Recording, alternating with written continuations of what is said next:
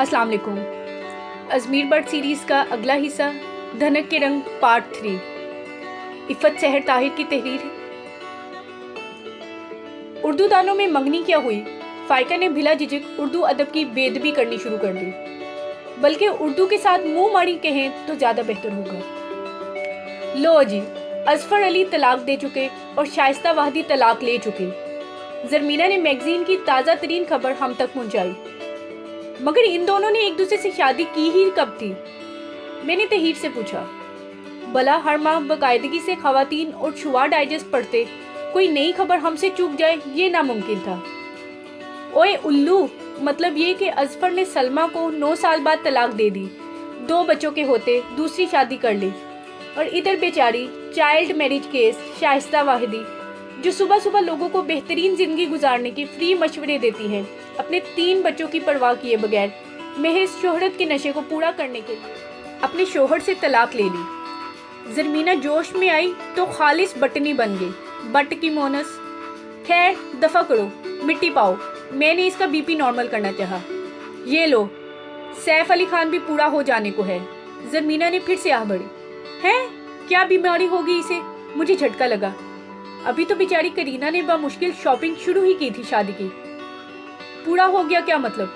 फ़ाइका अब उर्दू को ऐसे ही नहीं जाने देती थी। नित नए मुहावरों की टांग तोड़ना इसका इंतखाबी निशान बनता जा रहा था। यानी कि करीना इसकी निस्फ बेहतर बनने वाली है, आधा अच्छा वो पहले है। करीना को पाकर पूरा हो जाएगा। ज़रमीना की इस कमाल की तशरीह पर महीन एहतजाजन जोर से अपनी किताब बंद करके इसे घूरने लगी। मगर ज़रमीना साहिबा ग्रप से दोबारा मैगजीन में गर्क हो चुकी थी। फ़ाइका ने एक और मुहावरा हाथ आने पर गहरी सांस भरी। अच्छा, तो इसे कहते हैं पूरा होना आदमी का। मैंने भी जान छुड़ाने के लिए इस बात में सर हिलाया तो वो मुतमिन हो गई। इधर बॉबी साहब ऐन हमारे कलोला फरमाने के वक्त ट्यूशन पढ़ने आने लगे। फ़ाइका को गुस्सा आया। शाम को आया करो। शाम को मेरे पास टाइम नहीं होता जी। इधर उधर हिलता सर और घूमती आंखें। बेनियाजी की हद थी। फ़ाइका ने दांत खिचखिचाए। इस वक्त मैं सो रही होती हूँ। अब तो जाग गई है ना, पढ़ा दें। फिर बेजारी से बोला, जल्दी करें जी, मेरे पास फालतू टाइम नहीं है। वो हमें अजहद मकार लगा, ओबामा का मशीर खास ना हो तो। फ़ाइका का इरादा इसे झाड़ने का था। फ़ाइका, दादू ने अपने तख्त पर ऊँघते हुए तनबीह आवाज़ लगाई थी। वो यकीनन ये लायानी बहस सुन चुकी थी। दादू की काबिले रश कुव्वत समात बहाल हो चुकी थी। ये तो खुदा की करनी थी कि टेप रिकॉर्डर के रिकॉर्डिंग वाले बटन में कोई खराबी निकल आई थी, वरना दादू जान हमारी ज़बान की फसाहत व बलागत मलाहिज़ा फरमाकर यकीनन हमारी शादी दिल्ली में करवाना पसंद फरमाती। बहरहाल अल्लाह का शुक्र, अभी हम जिंदा हैं। चले जनाब, इज़्ज़त माआब बॉबी साहिब। दांत किचकिचाकर फ़ाइका ने इसे आगे लगाया। निकालो इंग्लिश की बुक। इंग्लिश को छोड़े जी, वो तो मुझे फड़फड़ आती है, वही बेनियाजी। वाकई? मैंने इसकी इंग्लिश की कॉपी चेक करते हुए दाद दी। हर टेस्ट में इसके 10 नंबर हैं। वाकई? फ़ाइका बेयकीन थी। मैंने गहरी सांस भरी। हाँ, मगर सिफर के नीचे। वो जी, क्लास में मैं ज़रा खुद ही पीछे रहता हूँ। अम्मी कहती हैं नज़र लग जाती है। अल्लाह रे, ये खुद एतमादी। हम तो अपनी उंगलियाँ चबा डालने को थी। मुझे उर्दू पढ़ाया करें जी, बेतुकल्फाना फरमाइश। वो तो इसे खुद समझ नहीं आती। ज़रमीना ने पोल खोली। तो इंग्लिश में पढ़ा दिया करें। इसने दांतों की नुमाइश की तो जवाबन फ़ाइका ने आंखों की। बॉबी ने अपनी उर्दू की कॉपी निकाली। ये जुमले बनाने हैं जी। ये तो खुद उर्दू फेल है बेटा जी, ये क्या जुमले बनाएगी? मैं हंसी। बॉबी ने आंखें फाड़ते हुए फ़ाइका को बेयकीनी से देखा। है जी? भला इसकी फड़फड़ इंग्लिश बोलती टीचर इतनी नालायक हो सकती है? ऐसे ही, ये तो फजूल मजाक करती रहती है। फ़ाइका ने अपनी बची कुची इज्जत समेटनी चाहिए। और ये जुमले बनाना तो मेरे बाएं हाथ का खेल है। लाओ इधर कापी। फ़ाइका ने बाआवाज़ बुलंद जुमले पढ़े। कीचड़ उछालना, पाँव ज़मीन पर ना लगना, दुम दबाकर भागना, मुंह पर कालक मलना। अल्फाज पढ़ के फ़ाइका बड़े एतमाद से मुस्कुराई। लो, ये क्या मुश्किल है? मैं बोलती हूँ, तुम लिखते जाओ। मैं और ज़रमीना हमतन गोश हो गई, जबकि माहीन उर्दू अदब की मतवक्का बेइज्जती के तसव्वुर से पहले ही वहाँ से आउट हो गई। अच्छा जी, तो ये पहला मुहावरा है, कीचड़ उछालना। और ये तो बेवकूफ़ शख्स भी जानता है कि कीचड़ उछालना अच्छी बात नहीं। इसे आपके हाथ तो गंदे होते ही हैं, पास से गुजरने वालों के कपड़े भी गंदे हो सकते हैं। इसका जुमला ये बनेगा, अगर कोई शख्स कीचड़ उछालना शुरू करे तो बड़ाई मेहरबानी इसके पास से ना गुजरे। अगर गुजरना लाजमी हो तो एहतियात से गुजरे। फाइका ने उर्दू अदब की ऐसी की तैसी करते हुए फातहाना निगाहों से हमें देखा। हम बेचारियां अंगश्त बदंदा बैठी थी। फाइका ने खुश होकर गफरान उर्फ बॉबी को देखा तुम्हारी आपिया भी परेशान है कि मुझे इतनी आला उर्दू कैसे आ गई। बॉबी भी मुतासिर हो रहा था। अगला मुहावरा है पाँव जमीन पर न लगना। अब इसकी तो कई वजूहात हो सकती हैं। हो सकता है तेज धूप से जमीन तप रही हो, इसलिए पाँव जमीन पर न लग सकते हो। लेकिन दूसरा मुहावरा ज्यादा बेहतर है कि आप लोग इतनी ऊंची कुर्सी न बनवाएं कि जिस पर बैठकर आपके पाँव जमीन से ना लग सके। मिनटों में इसने ऐसा जुमला बनाया और ऐसी तशरीह की कि मेरा जरमीना के कंधे में मुंह दे के रोने को जी चाहा।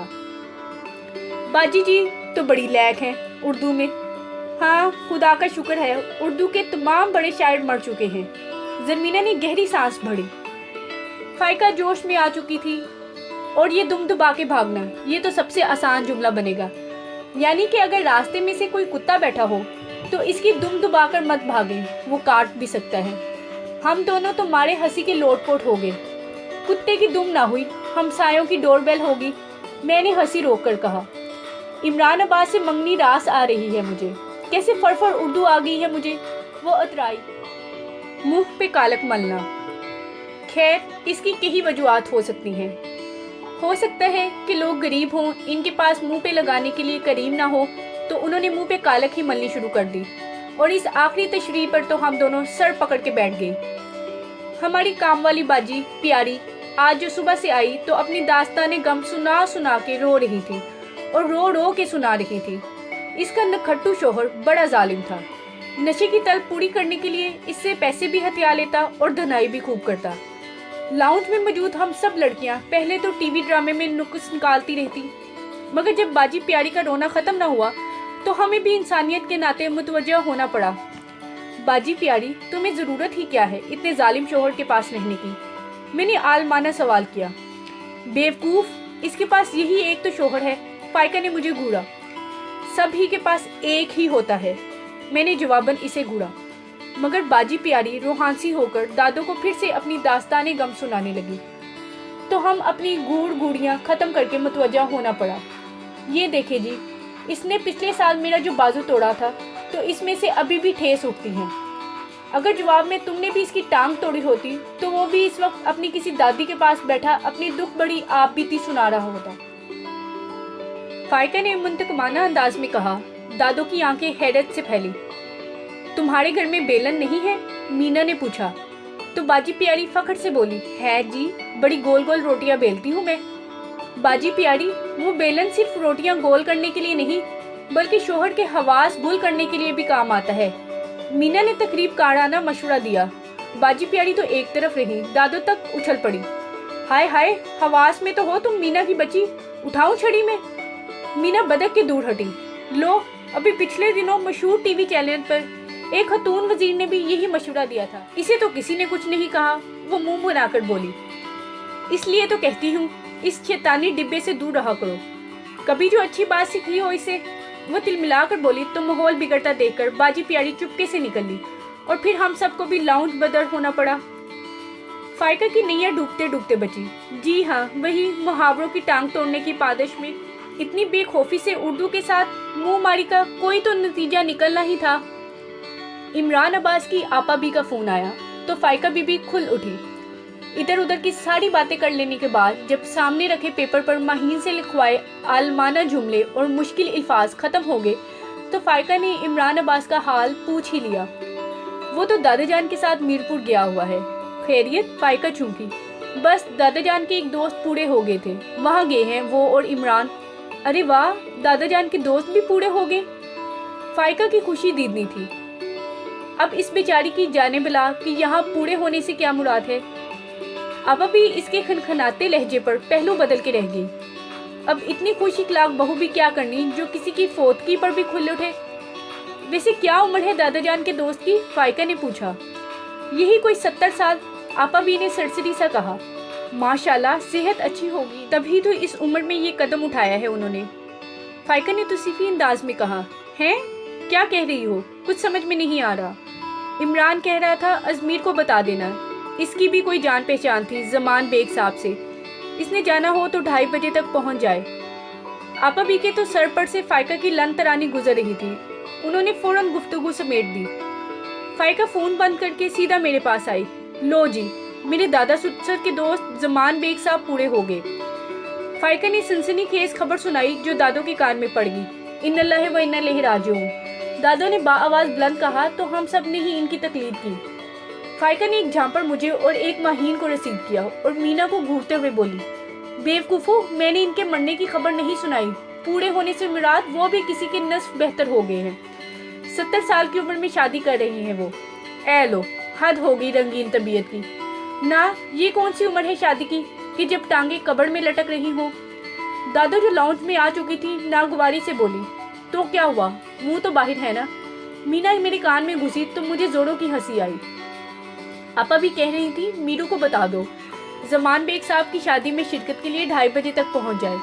फाइका ने कहा, मीरू को कहना 2:30 बजे तक पहुंच जाए। व्हाट? वो तो जैसे उछल ही पड़ा, फिर भी यकीनी से बोला, वो तो बिस्तरे मरीज पर पड़े। मैं बताऊंगी, मैं जल्दी से बोली। दादू वहीं बैठकर बुजुर्गों की रंगीन तबीयत पर नुक्ता एतराज़ उठाने लगी। मैं आंख बचा के वहाँ से खिसक ली। अजमीर भट्ट अपने कमरे में ही था।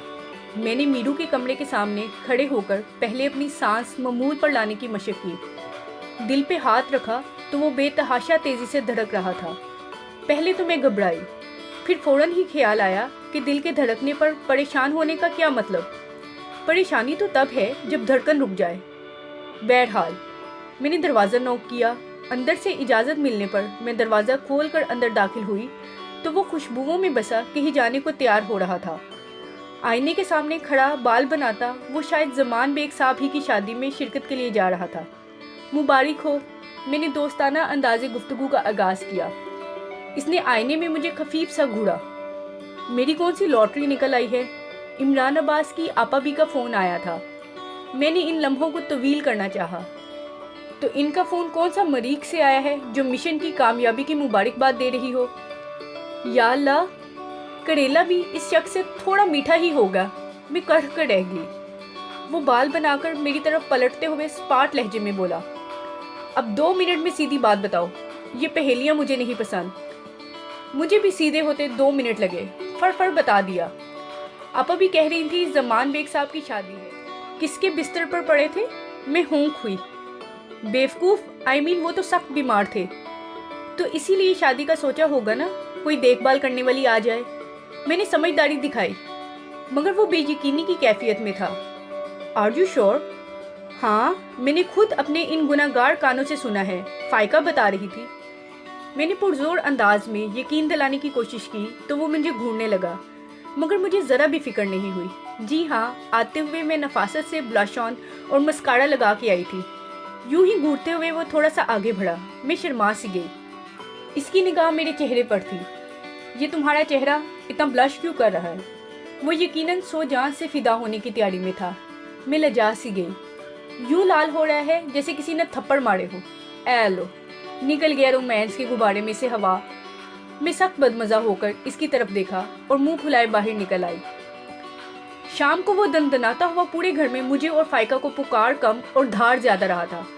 मैं और फाइका गिरती पड़ती लाउंज में पहुंची तो वहाँ सब ही जमा थे।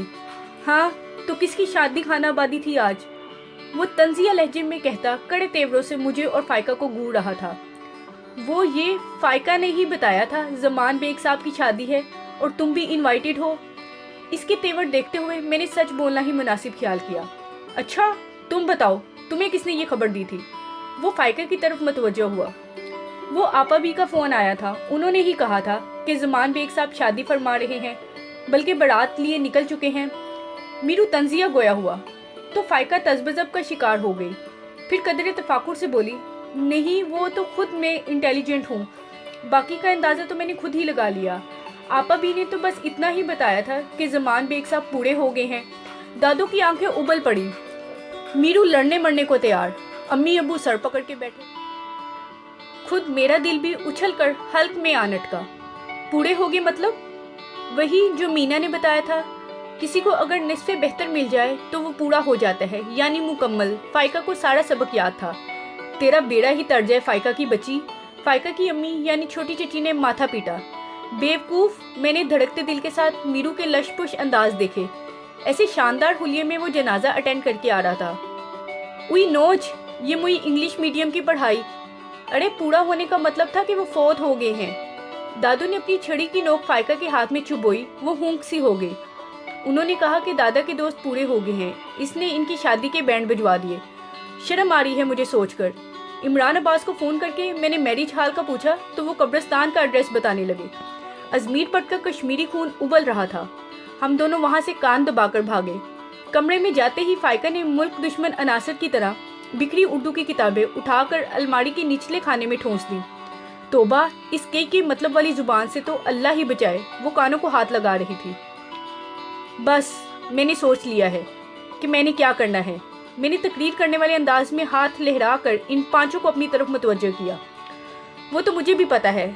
सबसे पहले तो तुमने वॉशिंग मशीन लगानी है, क्योंकि आज तुम्हारी बारी है। फिर शाम की चाय और रात की रोटियां। ज़रमीना ने इत्मीनान से कहा तो मैंने दांत खिचखिचाए। मुझे कुछ और करना है। फिर किसी की दादी के कुल पे जाके गुठलियाँ पढ़नी होंगी। फाइका को बहुत पुरानी याद आई। देखो, यहाँ सब अपने कामों में मसरूफ़ हैं। अगर तुम्हें पाकिस्तानी सियासतदानों की तरह कोई दावे करने हैं तो एक घड़ा खरीद लो, इसमें मुंह डाल के जो जी चाहे बोल लो। ये दानिशमंदाना मशवरा महीन पड़ाकू का था, जो अब भी एक मोटी ताज़ी बल्कि मोटी बासी किताब पढ़ रही थी। 1000 दफ़ा की पढ़ी हुई जो थी। बको मत और गौर से मेरी बात सुनो। मैंने फैसला कर लिया है, मैं औरतों के लिए एक NGO बनाऊंगी। मैंने बड़क मारी। CNG की तरह सिर्फ औरतों को गैस सप्लाई करोगी? और अब्बू तुम्हें NGO स्टेशन खोलने देंगे क्या? चिड़िया आंखें पिटपिटा कर हैरत से पूछ रही थी। मैंने एक धुमुक्का इसके शाने पे लगाया। हाँ, और सबसे पहले तुम्हें गैस सप्लाई करूंगी। अच्छा, अब फूट भी चुको कुछ। ज़रमीना बदमज़ा होकर बोली तो मैंने जोश से कहा, मैं सच्ची कह रही हूँ।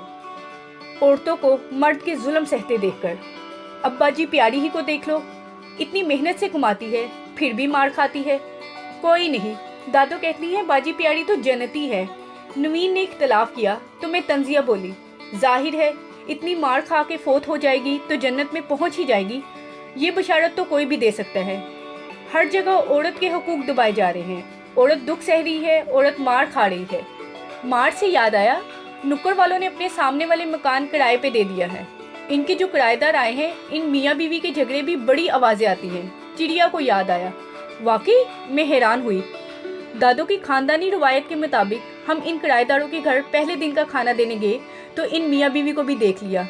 बीवी यानी मैडम मुमताज़ गवर्नमेंट के एक स्कूल में टीचर थी, खासी लहीम शहीम और बारोब दिखाई देने वाली। इसके बरअक्स इनका शोहर मनहनी सुनने में आया कि निकम्मा निखट्टू बीवी की कमाई पे पल रहा था।